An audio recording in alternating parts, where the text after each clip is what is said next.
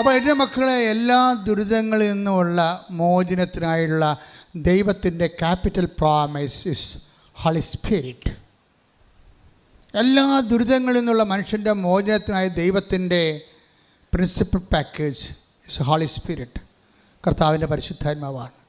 അത് എന്നിലും നിന്നിലും പ്രവർത്തിക്കുന്നതിൻ്റെ അടിസ്ഥാന സ്റ്റെപ്പ്, ആദ്യ നടപടിക്രമവും അനുതാപമാണ്. പ്രാർത്ഥിക്കുക. കർത്താവായ ദൈവമേ, അങ്ങയുടെ തിരിച്ചോരെ അനുസ്മരിച്ചുകൊണ്ട് അനുതാപത്തിലേക്ക് നയിക്കണമേ.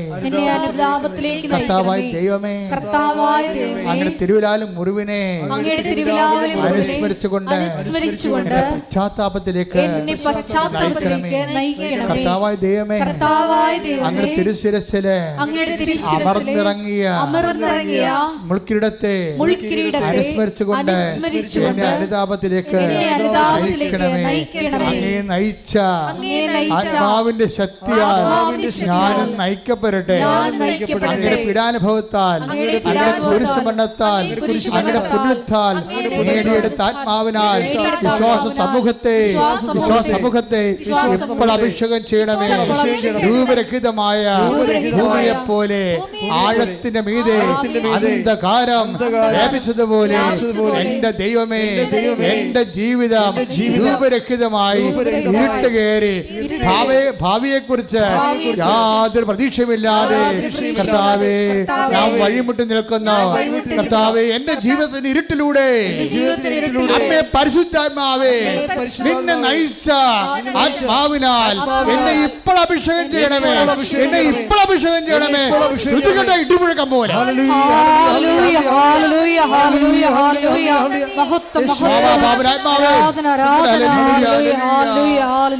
പാപനാത്മാവേ ശ്രുതിക്കട്ടെ.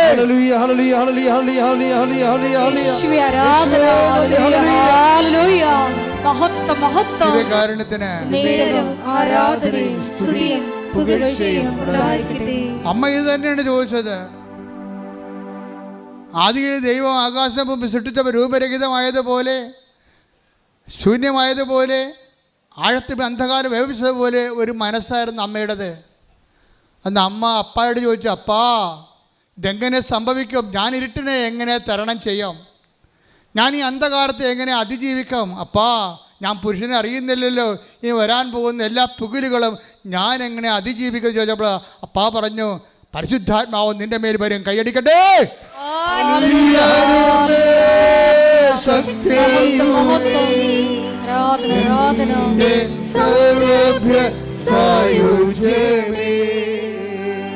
എൻ്റെ സഹോദരൻ, B conscious about the power of God, A spirit of God. നിങ്ങൾ ഉടമ്പടിയിൽ നിങ്ങൾ ഒരു പത്രം കൊടുക്കുമ്പോൾ കൈമാറുമ്പോഴേ നിങ്ങളുടെ വിശ്വാസം കൈമാറുന്നു. വിശ്വാസത്തിൻ്റെ ആത്മമണാളനായി യേശുക്രിസ്തുവിനെ നിങ്ങൾ കൈമാറുന്നത്. ആ കൈമാറി കഴിയുമ്പോഴേ കർത്താവേ, ഈ വിശ്വാസ കൈമാറ്റത്തിൻ്റെ അടിസ്ഥാനത്തിൽ അങ്ങയുടെ ആത്മാവിനാൽ എന്നെ ശക്തീകരിക്കണമെന്ന് പ്രാർത്ഥിക്കുക. കർത്താവേ, ഉടമ്പടിയിലൂടെ ഞാൻ നിർവഹിക്കുന്ന ആത്മരക്ഷാ പ്രവർത്തനങ്ങളിലൂടെ ഈ വിശ്വാസ കൈമാറ്റത്തിനായി അപ്പോസ്തല സ്ഥാനത്തിലേക്ക്, ശുശ്രൂഷ സ്ഥാനത്തിലേക്ക് ആ ജോലികൾ പങ്കിടാൻ വേണ്ടി എന്നെ തിരഞ്ഞെടുത്തതിന് നന്ദി പറയുന്ന കർത്താവേ, കാലങ്ങളിലെ അങ്ങനെ കൈമാറാൻ എനിക്കും ആത്മാവിനാൽ, എന്നെയും ആത്മാവിനാൽ ശക്തിപ്പെടുത്തണമേ. ആത്മാവ് വരുമ്പോഴും നമ്മൾക്ക് ചെയ്യണത് പാപം ഒഴിവായി പലോപനങ്ങളോട് നമ്മൾ ശാശ്വതമായ രീതിയിൽ സുല്ല് പറഞ്ഞു കഴിയുമ്പോൾ ഉടനെ എന്താ ചെയ്യണത്? We will be empowered. അതാണ് 2:4 എടുത്ത് ആത്മാവിൻ്റെ ശക്തിയോടെ അവൻ മരുഭൂമിയിലേക്ക് വന്നു. മരുഭൂമിയിൽ നിന്ന് തിരിച്ചു വന്നു. അവൻ ഗലീലയിലേക്ക് വന്നു. Take the bed of God. ലൂക്ക 4:14. യേശു ആത്മാവിന്റെ ശക്തിയോടുകൂടി, യേശു ആത്മാവിന്റെ ശക്തിയോടുകൂടി ഗലീലയിലേക്ക് മടങ്ങിപ്പോയി. ഓക്കെ, അത് മനസ്സിലായില്ലേ? മരുഭൂമിയിലെ പരീക്ഷ കഴിയുമ്പോഴുടനെ ഒരു പാപത്തോട് നിങ്ങൾ സുല്ല് പറയുമ്പോൾ നിങ്ങൾ എന്താ സംഭവിക്കുക? ഓട്ടോമാറ്റിക്കായിട്ട് എന്താ സംഭവിക്കണത്? പാപം ഒഴിഞ്ഞു പോകുക മാത്രമല്ല ചെയ്യണത്, നിങ്ങൾ പരിശുദ്ധാത്മാവിൽ നിറയുന്നു. ഇത് രണ്ടും ഒരു സ്വിച്ചിൽ 2 കാര്യങ്ങൾ നടക്കും. ഒരു നിമിഷം നമ്മൾ പശ്ചാത്തപിച്ച പാപത്തെ ഉപേക്ഷിക്കാൻ തീരുമാനിച്ചാൽ ഓട്ടോമാറ്റിക്കായിട്ട് will be empowered the spirit. അതുകൊണ്ട് തന്നെ നിന്നിൽ നിറയാൻ പോകുന്ന പരിശുദ്ധാത്മാവിനെക്കുറിച്ച് നിനക്കൊരു മുൻധാരണ ഉണ്ടാകണം. എന്താണ്? ഓരോ പാപവും ഓരോ ദുശ്ശീലവും ഓരോ ദുഷിച്ച ബന്ധങ്ങളും നീ അതിനോടെല്ലാം ബൈ പറഞ്ഞ് ഒത്തുതീർപ്പിൽ എത്താതെ നീ ഒന്നേക്കും ഉപേക്ഷിക്കുമ്പോൾ നിങ്ങൾ പരിശുദ്ധാത്മ നിറഞ്ഞുകൊണ്ടിരിക്കുകയാണ്. പരിശുദ്ധാത്മായി ശക്തിപ്പെട്ടുകൊണ്ടിരിക്കുകയാണ്. നിന്നെ ശക്തിപ്പെടുത്തുക എന്നാണ് ദൈവത്തിൻ്റെ ഉദ്ദേശം. അതായത് ഇതെങ്ങനെ സംഭവിക്കുമെന്ന് ചോദിച്ചാൽ മറിയത്തോട് ദൈവം പറഞ്ഞത്, you will be inspirited with the power of the almighty. എന്താണ്? പരിശുദ്ധാത്മാവ് നിൻ്റെ മേൽ വരും. എന്താണ്? അത്യുന്നതൻ്റെ ശക്തി. ലുക്കാ 1:35 ശ്രുതിക്കട്ടെ. ഹല്ലേലൂയ. ലൂക്കാ 1:35. ലുക്കാ 1:35. ദൂതൻ മറുപടി പറഞ്ഞു. ഇതെങ്ങനെ സംഭവിക്കുമെന്ന് ചോദിച്ചാൽ നിൻ്റെ ജീവിതത്തിലുണ്ടല്ലേ ഈ എങ്ങനെ ഞാൻ ഇങ്ങനെ കരകയറും, ഇത്തരം കടമുണ്ടല്ലോ, ഇത്തരം 14 കൊല്ലമായിട്ട് എനിക്ക് മക്കളില്ലല്ലോ, എനിക്ക് മക്കളുണ്ടാകും, ഇത്രയും നാളായിട്ട് എനിക്ക് 36 വയസ്സുണ്ടല്ലോ, എനിക്ക് എൻ്റെ കല്യാണം നടക്കാത്തത് എന്താണ്, ഇതെങ്ങനെ സംഭവിക്കും, ഇനി എങ്ങനെ സംഭവിക്കുമെന്ന് ചോദിച്ചാൽ ബൈബിളിന് 2 ഉത്തരമില്ല, ഒറ്റ ഉത്തരമേ ഉള്ളൂ. എന്താണ്? ദൂതൻ മറുപടി പറഞ്ഞു. എന്താ പറഞ്ഞത്? പരിശുദ്ധാത്മാവ് നിന്റെ മേൽ വരും. പരിശുദ്ധാത്മാവ് നിന്റെ മേൽ വരും. ഒന്ന് പറഞ്ഞേ, പരിശുദ്ധാത്മാവ് നിന്റെ മേൽ വരും. അത്യുന്നതന്റെ ശക്തി നിന്റെ മേൽ ആവസിക്കും. ആകയാൽ ജനിക്കാൻ പോകുന്ന ശിശു പരിശുദ്ധൻ ദൈവപുത്രൻ എന്ന് വിളിക്കപ്പെടും. അപ്പൊ ഇതെന്ത്? അതായത് 2 കാര്യം. ഒന്ന്, ലൂക്കാ 2:14 യേശു ഗലീലയിലേക്ക് വരണത് പരിശുദ്ധാത്മാവ് നിറഞ്ഞാണ്. ഇതുപോലെ തന്നെ അമ്മ എലിസബത്തിലേക്ക് പോകുന്നതും പരിശുദ്ധാത്മാവ് നിറഞ്ഞതാണ്.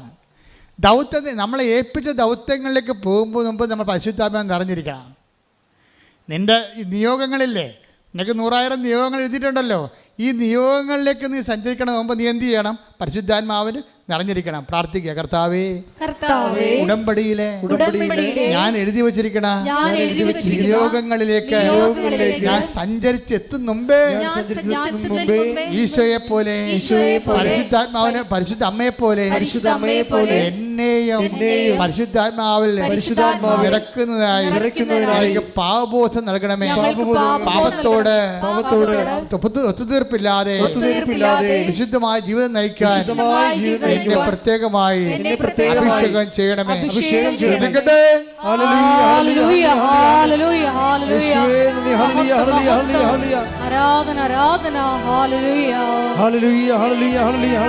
പരമദിവ്യകാരുണ്യത്തിന് എൻ്റെ പ്രിയപ്പെട്ടവരെ, നമ്മളെപ്പോഴും ശ്രദ്ധിക്കേണ്ട ഒരു വിഷയമാണ്. ഇപ്പം മറിയോ പരിശുദ്ധ അമ്മയും എലിസബത്തിനെ കാണാൻ പോകുന്നതാണ് അടുത്തത്.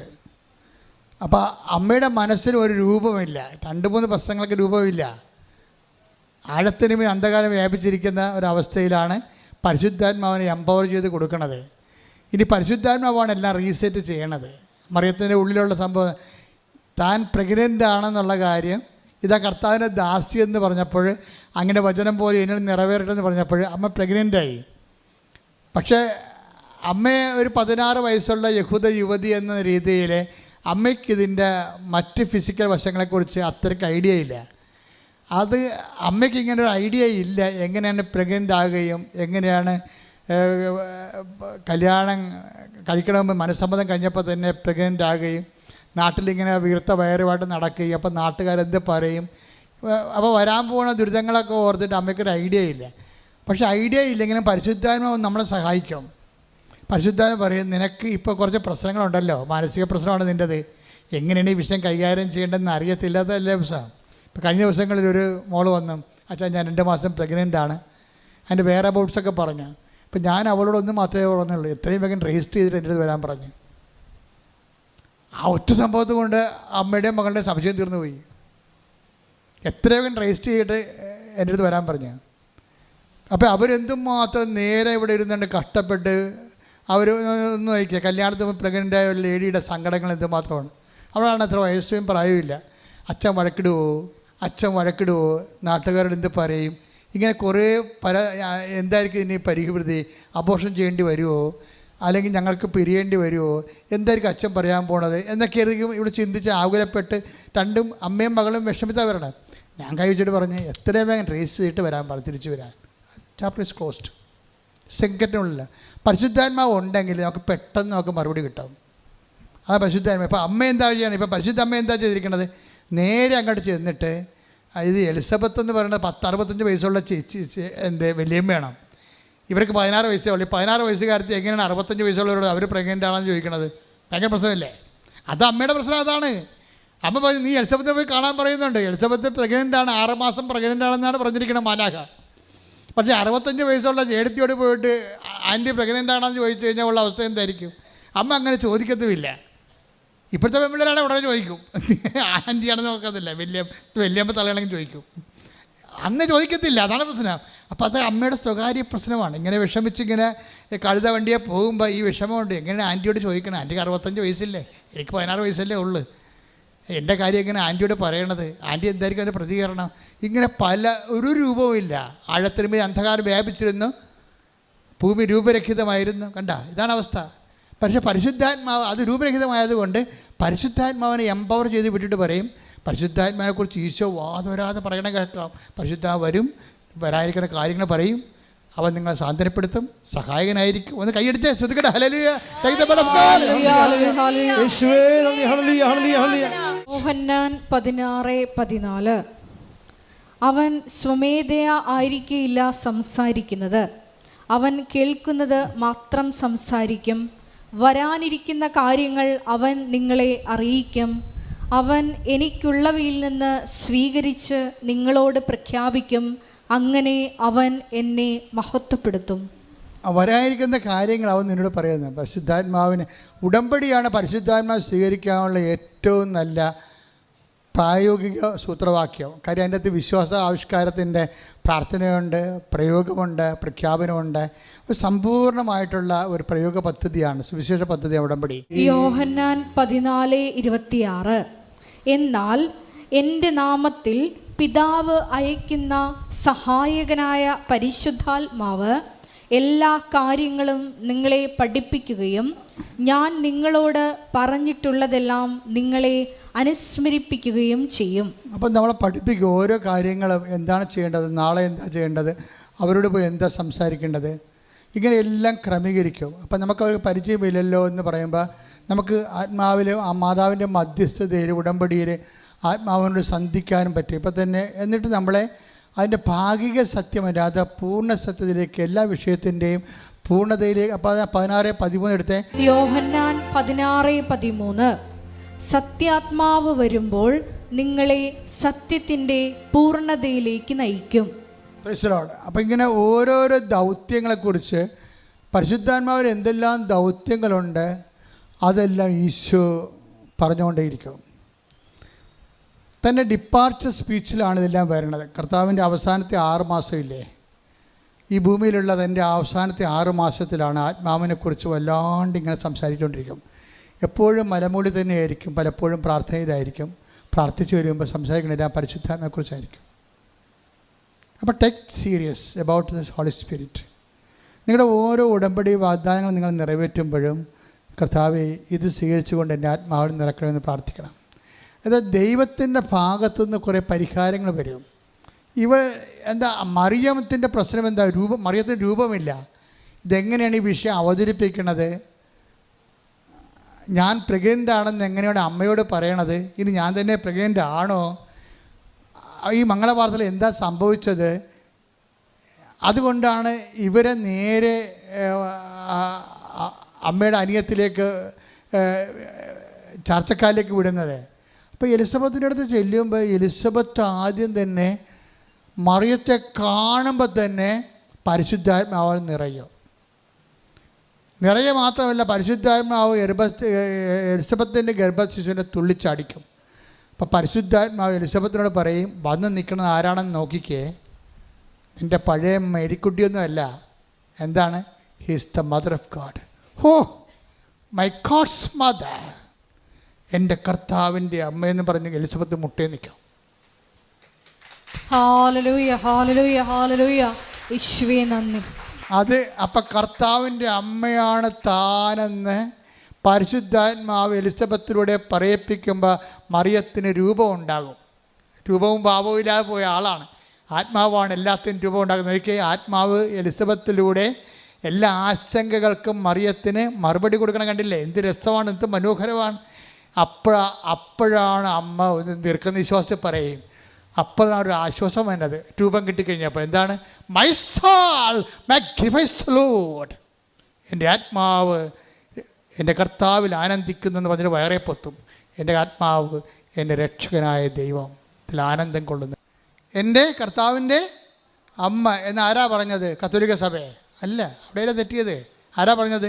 എലിസബത്ത്. എലിസബത്താണോ പറഞ്ഞത്? അല്ല. ആരാണ്? പരിശുദ്ധാത്മാവിനാൽ നിറഞ്ഞു പറഞ്ഞു. കൈയടിക്കട്ടെ. ഹല്ലേലൂയ, ഹല്ലേലൂയ, ഹല്ലേലൂയ. മഹത്വം, മഹത്വം, ആരാധന, ആരാധന. ഹല്ലേലൂയ, ഹല്ലേലൂയ. പരിശുദ്ധ പരമ ദിവ്യകാരുണ്യത്തിന് എന്നേരവും ആരാധനയും സ്തുതിയും പുകഴ്ചയും ഉണ്ടായിരിക്കട്ടെ. പരിശുദ്ധ പരമ ദിവ്യകാരുണ്യത്തിന് എന്നേരവും ആരാധനയും സ്തുതിയും പുകഴ്ചയും ഉണ്ടായിരിക്കട്ടെ. അപ്പോൾ നിങ്ങൾക്ക് ഇതിനെക്കുറിച്ച് ഒരു ധാരണ ഉണ്ടാകണം. എന്തുകൊണ്ടാണ് ജപമാല ചിലർക്ക് ആക്സസറി ആയിരിക്കണത്? അവയവമല്ല, ആക്സസറി ആയിരിക്കണത്. കാര്യം മാതാവ് നിങ്ങൾക്ക് ആക്സസറി ആയതുകൊണ്ടാണ്. Additional fittings. ആക്സസറി എന്ന് പറയുന്നത് എന്താണ്? കാറിൻ്റെ ആക്സസറി എന്താണ്? ആ വീലെ വെച്ചിട്ട് വീലിനകത്തൊരു കാറിൻ്റെ വീല് നമുക്ക് കിട്ടും, അല്ലേ? കമ്പനിയിൽ നിന്ന് കിട്ടും. പിന്നെ അതിൻ്റെ ആ വീലിൻ്റെ അവിടെ വെച്ചിട്ട് വീൽ ഗാർഡില്ലേ, വീൽ ഗാർഡ് വെള്ളി നിറത്തി തിളങ്ങുന്ന സാധനം, അത് ഇളക്ക് മേടിക്കുന്നതാണ്. അതിന് ആക്സസറി എന്ന് പറയുന്നത് അഡീഷണൽ ഫിറ്റിങ്സ്. മാതാവ് അഡീഷണൽ ഫിറ്റിങ്സ് ആയതുകൊണ്ടാണ് നിങ്ങൾക്ക് ജപമാലയും അഡീഷണൽ ഫിറ്റിങ്സ് ആയിരിക്കണത്. മാതാവ് അവയവത്തിൻ്റെ ഭാഗമാണെങ്കിൽ നിങ്ങൾക്ക് ജപമാലയും അവയവമാണ്. ആധ്യാത്മികമായ വേദശാസ്ത്രങ്ങളിലെ മാതാവ് അവയവത്തിൻ്റെ ഭാഗമാണ്. My God's mother. അത് എലിസബത്ത് പറഞ്ഞതല്ല. പിന്നെ ആരാ പറഞ്ഞത്? പുത്രൻ തമ്പുരാൻ, പിതാവായ ദൈവത്തിൻ്റെ മകനായിരിക്കുന്ന പുത്രൻ തമ്പുരാൻ, പിതാവിൽ നിന്നും പുത്രനും പുറപ്പെടുന്ന പരിശുദ്ധാത്മാവ് പറഞ്ഞ ത്രിക ദൈവത്തിൻ്റെ മൂന്നാമത്തെ ആളായ പരിശുദ്ധാത്മാവാണ് പറഞ്ഞത് ഹീസ് ഗോഡ്സ് മദർ. കൈയടിക്കട്ടെ, ശ്രുതിക്കട്ടെ. ഹല്ലേലൂയ, ഹല്ലേലൂയ, ഹല്ലേലൂയ, ഹല്ലേലൂയ. മഹത്വം, മഹത്വം, ആരാധന, ആരാധന. ഹല്ലേലൂയ, ഹല്ലേലൂയ, ഹല്ലേലൂയ, ഹല്ലേലൂയ, ഹല്ലേലൂയ, ഹല്ലേലൂയ. പരിശുദ്ധ പരമ ദിവ്യകാരുണ്യത്തിന് എന്നേരവും ആരാധനയും സ്തുതിയും പുകഴ്ചയും ഉണ്ടായിരിക്കട്ടെ. പരിശുദ്ധ പരമ ദിവ്യകാരുണ്യത്തിന് എന്നേരവും ആരാധനയും സ്തുതിയും പുകഴ്ചയും പരിശുദ്ധ പരമ ദിവ്യകാരുണ്യത്തിന് എന്നേരവും ആരാധനയും സ്തുതിയും പുകഴ്ചയും അപ്പൊ ഉണ്ടായിരിക്കട്ടെ. ഈ അമ്മയാണ് ആദ്യമായിട്ട് തന്നെ പുതിയ നിയമം ആരംഭിക്കേണ്ട. രൂപമില്ലാത്ത മനുഷ്യരെ, ജീവിതത്തെക്കുറിച്ച് എന്ത് ചെയ്യണമെന്നൊരു എത്തുപിടിയില്ലാത്ത മനുഷ്യരെ, തൻ്റെ ജീവിത പ്രശ്നങ്ങളോട് എന്ത് പരിഹാരം ചെയ്യുമെന്ന് അറിയാൻ പാടില്ലാത്ത ആ വരാൻ പോകുന്ന പ്രശ്നത്തെ പോലും യോഹന്നാൻ 16:14 അവൻ സ്വമേധയാ ആയിരിക്കില്ല സംസാരിക്കുന്നത്, അവൻ സ്വമേധയാ ആയിരിക്കില്ല സംസാരിക്കുന്നത്, അവൻ കേൾക്കുന്നത് മാത്രം അവൻ സംസാരിക്കും, കേൾക്കുന്ന മാത്രം സംസാരിക്കും, വരാനിരിക്കുന്ന കാര്യങ്ങൾ അവൻ നിങ്ങളെ അറിയിക്കും. ഇപ്പം ഒരു മിനിമം പരിശുദ്ധാത്മാവ് നമ്മളിലുണ്ടെങ്കിൽ നമുക്ക് വരാൻ പോകുന്ന ഒരു ദുരിതങ്ങളെ ഈ 16:14 അനുസരിച്ചുകൊണ്ട് അവൻ നമ്മളെ അറിയിക്കും. അത് വല്ലാത്ത ഒരു അനുഗ്രഹമാണ് ശരിക്കും പറഞ്ഞാൽ. കഴിഞ്ഞ ദിവസങ്ങളിലൊരു സാക്ഷ്യം ഉണ്ടായി. ഉടമ്പടി എടുത്തൊരു ഡ്രൈവർ ഉണ്ടായിരുന്നു. അയാളിൽ പരിശുദ്ധാത്മാവ് ഉണ്ടായിരുന്നു ഞാൻ പറയും. ഒരിക്കൽ ഒരു ഡോക്ടറിനെ കണ്ടപ്പോൾ അദ്ദേഹം പറഞ്ഞു, ഇപ്പോൾ മാതാവിനെ കണ്ടുമുട്ടാൻ വേണ്ടി പുതിയൊരു പദ്ധതി തുടങ്ങിയിട്ടുണ്ട്. അതിൻ്റെ പേരാണ് ആലപ്പുഴ കലവൂർ കൃപാസനത്തിലുള്ള ഉടമ്പടി. അപ്പോൾ ഡോക്ടർ ശാന്ത ജോർജ് ഇത് കേട്ടിട്ട്, അവർ ഗൈനക്കോളജിസ്റ്റാണ്, റിട്ടയറാണ്. അവരുടെ ഭർത്താവും പീഡിയാട്രിസ്റ്റാണ്, ഡോക്ടർ ജോർജ്. അപ്പോൾ അവർ കേട്ടതിന് ശേഷം ഈ ഡ്രൈവർ പറഞ്ഞു, അപ്പോൾ ഡ്രൈവർ പറഞ്ഞു കൊടുത്തിരിക്കുന്നത് മാതാവിനെ കൂടെ കൂട്ടാൻ കഴിയുമെന്നാണ് പറഞ്ഞത്. അർത്ഥസംഖ്യക്കിടയില്ലാതെ ഈ ഡ്രൈവർ ഡോക്ടറിനോട് പറയുകയാണ്, ഇപ്പോൾ മാതാവിനെ കൂടെ കൂട്ടാനൊരു പുതിയ പദ്ധതി തുടങ്ങിയിട്ടുണ്ട് സഭയിൽ. എന്താണത്? അത് ഉടമ്പടിയാണ്. അപ്പോഴീ ഡോക്ടറിന് ഭയങ്കര സന്തോഷം. കാര്യം ജീവിതകാലം മുഴുവനും മാതാവിൻ്റെ ഒരു ഭക്തിയായിട്ട് ജീവിച്ച ഒരാളാണ് ഡോക്ടർ. അപ്പോൾ മാതാവിനെ കൂടെ കൂടണ കാര്യം ഇന്നുവരെ കേട്ടിട്ടില്ല. അപ്പോൾ ഈ ഡ്രൈവറിനെ കുറിച്ച് അദ്ദേഹത്തിന് അറിയാവുന്ന കാരണം ഇവൻ സാധാരണ സത്യങ്ങളും കാര്യങ്ങളൊക്കെ പറയുന്ന ആളാണ്. അപ്പോൾ അവനത് പറഞ്ഞപ്പോൾ എന്നാൽ നമുക്ക് പോയി ഉടമ്പടി എടുക്കാമെന്ന് പറഞ്ഞ്, അപ്പോഴെന്താ ഈ ഡോക്ടറും ദൈവത്തെ പ്രതീക്ഷിച്ചിരിക്കുന്ന ആളാണ്, ഡ്രൈവറും ദൈവത്തിൻ്റെ കൃപ. ഇതാണ് പരിശുദ്ധാത്മാവിൻ്റെ ഒരു വാട്ടർ ലെവലെന്ന് പറയണത്. വാട്ടർ ലെവൽ നമ്മൾ വെക്കത്തില്ലേ? അപ്പോൾ വാട്ടർ ലെവലെന്ന് പറയണത് ഈ വാട്ടർ ലെവലിങ് കറക്റ്റാണെങ്കിൽ മാത്രമല്ല നമുക്ക് വീടൊക്കെ ചരിയാതെ വെക്കാൻ പറ്റത്തുള്ളൂ. ഈ വാട്ടർ ലെവൽ എന്ന് പറയുന്നത് ദൈവത്തെ അന്വേഷിച്ചു കൊണ്ടിരുന്നവരോടെല്ലാം. Take the word of God. ലൂക്ക 2:38. ലൂക്ക 2:38. അവൾ അപ്പോൾ തന്നെ മുമ്പോട്ട് വന്ന് ദൈവത്തെ സ്തുതിക്കുകയും ജെറുസലേമിൽ രക്ഷ പ്രതീക്ഷിച്ചുകൊണ്ടിരുന്ന എല്ലാവരോടും ശിശുവിനെ കുറിച്ച് സംസാരിക്കുകയും ചെയ്തു. അതാണ് വാട്ടർ ലെവൽ എന്ന് ഞാൻ പറഞ്ഞത്. ഈ ഡ്രൈവറിനൊരു വാട്ടർ ലെവലുണ്ട്, ഡോക്ടർ ശാന്ത ജോർജിനൊരു വാട്ടർ ലെവലുണ്ട്. എന്താണ്? ഇവർ രണ്ടുപേരും ദൈവത്തെ അന്വേഷിക്കുന്നവരാണ്. അപ്പം മാതാവിനെ കൂടെ കൂട്ടാമെന്ന് കേട്ടപ്പോൾ ഡോക്ടറിന് സന്തോഷമായി.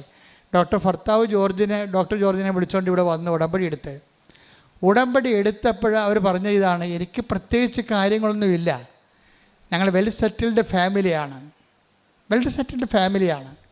എന്ന് വെച്ച് കഴിഞ്ഞാൽ ചില ആൾക്കാർ വെൽ സെറ്റിൽഡ് ഫാമിലി ആയി കഴിയുമ്പോൾ പിന്നെ പ്രത്യേകിച്ച് കാര്യങ്ങളൊന്നും ഉണ്ടാകത്തില്ല. ഇവർ ആ ഉദ്ദേശത്തിലല്ല പറയണത്. എനിക്ക് പ്രത്യേകിച്ച് ഭൗതികമായ ഒരു നേട്ടത്തിന് ആവശ്യം. എൻ്റെ 2 മക്കളും ഡോക്ടർമാരാണ്, 2 പേർക്കും ജോലിയുണ്ട്. ഒരാൾ ആലപ്പുഴയാണ് വർക്ക് ചെയ്യണത്. ഞങ്ങൾ 2 റിട്ടയർഡ്, ഞങ്ങൾക്ക് പെൻഷനുണ്ട്. ഞങ്ങൾക്ക് ആർക്കും ഒരു പ്രശ്നവുമില്ല, ആ ആവശ്യത്തിന് ആരോഗ്യമുണ്ട്.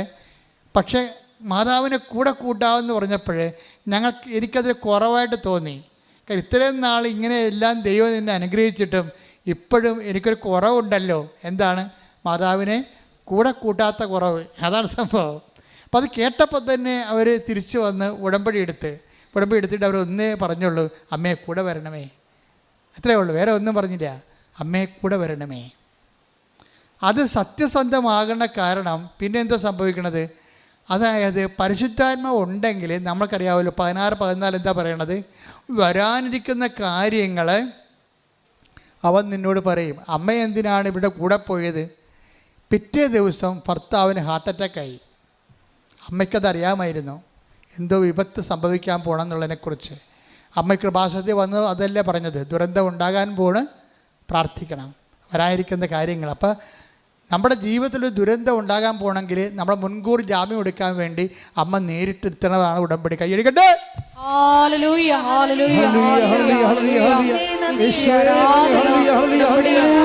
ഞങ്ങളുടെ ദുരന്ത മുഖങ്ങളിലേക്ക് സഞ്ചരിച്ചെത്തുന്ന മാതൃസാന്നിധ്യത്തിന്, സ്നേഹത്തിന് നന്ദി പറയുന്നു. നമ്മുടെ ആധ്യാത്മികതയിൽ നമുക്ക് ഭൗതികമായിട്ട് നമുക്ക് എല്ലാം ഉണ്ടായാലും ദൈവം പറയും നിനക്കൊരു കുറവുണ്ട്. എന്താ കാര്യം? വരാൻ പോകുന്ന ദുരിതങ്ങളെ കണ്ടുപിടിക്കാനുള്ള കാര്യം നിനക്ക് ഇല്ല. അതിനെന്ത് ചെയ്യണം? ഞാൻ നിൻ്റെ കൂടെ ഉണ്ടാവണം. അതാണ് വിഷയം. അപ്പോൾ ഈ കുടുംബത്തിന് വലിയൊരു വിപത്തുണ്ടാകാൻ പോകണമെന്ന് കണ്ടപ്പോൾ തന്നെ ഈ ഡ്രൈവറിലൂടെ, പിന്നെ ആ ഡ്രൈവറാണ് അതിന് ഉപയോഗപ്പെട്ടത്. ഡ്രൈവറിലൂടെ പറഞ്ഞു, എന്നോട് നീ വന്ന് അവരോടൊന്ന് ഉടമ്പെടുക്കാൻ പറയാം, എനിക്ക് അവരുടെ ഭവനത്തിൽ ചെല്ലണം, അവരെ ഈ വിഷയത്തിൽ നിന്ന് അവരെ സംരക്ഷിക്കണം. അപ്പോൾ ദൈവം എന്ത് കരുതലാണെന്ന് നോക്കി.